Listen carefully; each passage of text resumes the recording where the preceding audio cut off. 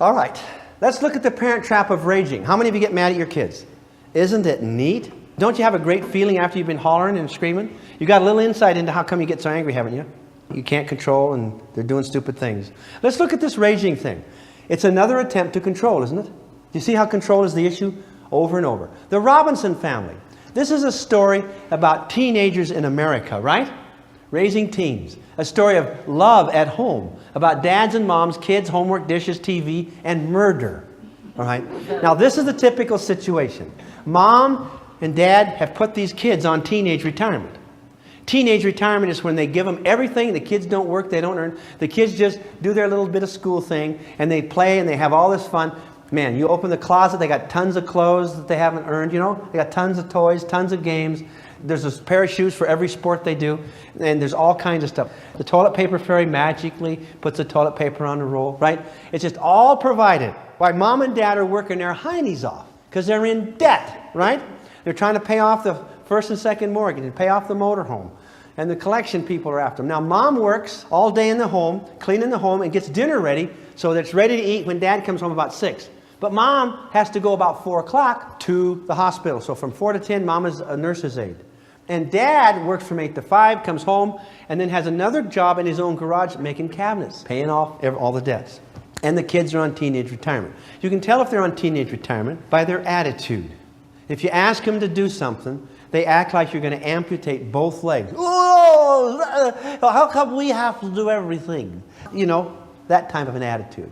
You know kids like this, do you? They've got everything in the world and they appreciate very little. And we've raised them like this. We've developed a sense of entitlement in them. They believe this is the way things should be. So we've got 3 teenagers in this family.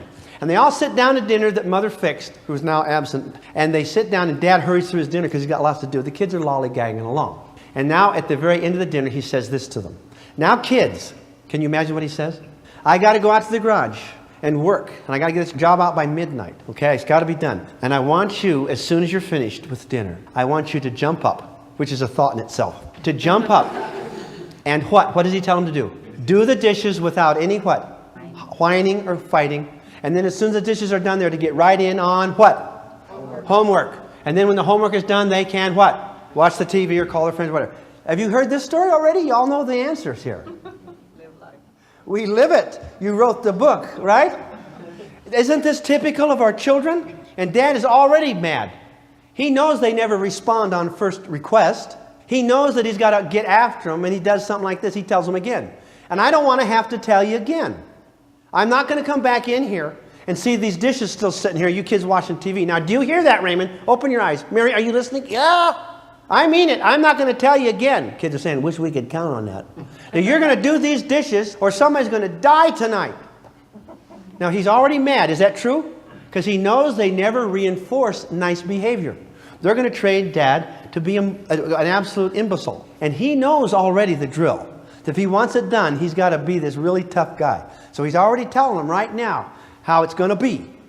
Don't cross me tonight. You'd better not cross me tonight. I'm warning you. Well, he goes out and does his thing in the garage. Comes back in an hour and a half to get a root beer out of the icebox. And people, use your imagination. He looks and he sees the kitchen table. What does he see? Tell me. The dishes are still sitting there getting hard. Is that right? And he looks in the front room and he hears the TV. Guess what he sees? Where are the kids? Right in front of that TV. So he does this Alzheimer's thing. Rubs his head. Didn't I tell you people to do the dishes? Like he can't remember. We have to watch this program. It's our favorite program. It comes on once every 20 years. And we got to watch this program. Get in here. Turn that thing off and get in here now before I brain somebody. Do you hear me? Move it. Dad, we got to write a report from school. All 3 of you? Don't lie to me. Dad, we're not lying. We got to write a report. Okay. All right. As soon as that program is over, you turn that thing off and you get in here and you do those dishes. Do you hear me, Raymond? Susan, if I have to come out there, somebody's going to die. You people are going to be on 11 o'clock news if these dishes are not done when I get back in here. Now, do you hear me? Dad. And out he goes. He comes back and forth throughout the night. And they're still sitting there after 3 or 4 visits out there. And finally he comes in. See, they know they don't have to do anything until he does the full show. He can get mad, he can scream and all that, but they really don't have to do it until he really, really means it, until his anger is clear up here. So finally, They can tell that he's got there after about 6 or 7 requests because the veins stand out on his neck.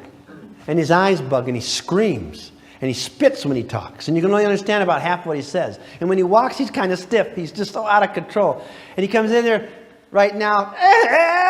And he says, "Turn it on." He goes over and slams the TV and hurts his hand. Oh! And the kids all run. They're in there doing the dishes. Oh, just that fast. They don't even give him a target to shoot at. Okay, and they're in there doing, "Dad, we'll say we'll do this. What is it about? What is it?" And he is now livid. He's actually dangerous. And that's how come they are running now. Isn't that true? And they are screaming. And the people down the street say, "What was the matter with your dad last night? What happened?" "Well, it's Tuesday. It's our night to do the dishes." And that's what happens. People, is this what's happening in your home? Do you have to get that mad? You have to give them the Father from Hell show before they will do anything? You have to threaten to kill somebody before they will do it? This is not love. This is not the way to tell kids. The parents have trained the kids to not listen to them because they won't act until they're actually so mad they're out of control. And the kids have trained the parents to play the Father from Hell show, and they won't respond or reinforce any behavior but the full show. Do you get it? Now, does rage work? Does it work apparently? Did the rage and the screaming finally get him to get up and do the dishes? Does rage work, yes or no? Now that's a trap question. The rage doesn't work. We can isolate that element out of the experiment. We can put a cage in the front room and lock Dad in a cage so he can't get out. And now he's screaming, "Do the dishes, do the dishes." And he can have a coronary arrest. They don't care. He's screaming as long as he can't get out. Are they scared of him? They throw a blanket over. They turn the TV up. They dance around and poke him with a stick. Ah! He can't get him. He can go crazy. Remember this. Your children do not care about your mental health. Do you remember this? They do not care. Now Dad is screaming and hollering. Now sometimes kids have to have what we call an insurance whack. I'll explain what that is. They know where the limits are. And you go up to a kid and you whack them. "Raymond, I've told you 6 times to take the trash out. If you got brain damage, boy, get up and do it now." "What'd you hit me for, Dad?" "I told you 6 times to empty the trash." "Well, Dad, you usually tell me 10 or 12 times. If you're going to change the rules, let me know." Do they know the limits? Usually they do. But sometimes they have to have this insurance whack. And that means they don't know exactly where the limits are, and they can't stand it.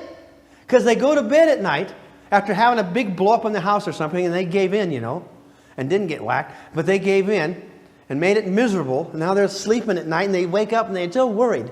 Did I give up too soon? Could I have pushed a little further? They can't. And so the next day they go out and they push a little further, and wow, there's some more room out there. And they push a little further, and pow, they get hit. That's the limit. Ow. That's the limit. Now they know where the limit. They have to establish the limits. Do you think that happens? Your kids will push you over the edge. Now I want to ask you something. If rage doesn't work, why did those kids move? Why? Dad took action. He moved. At what point should you take action? Up here when everybody is screaming and yelling and upset and acting like they hate each other, threatening to do violence or going to hit somebody? Where should you take action? The parent has the power to take action at any point they want. It is the parent who is responsible for this insanity.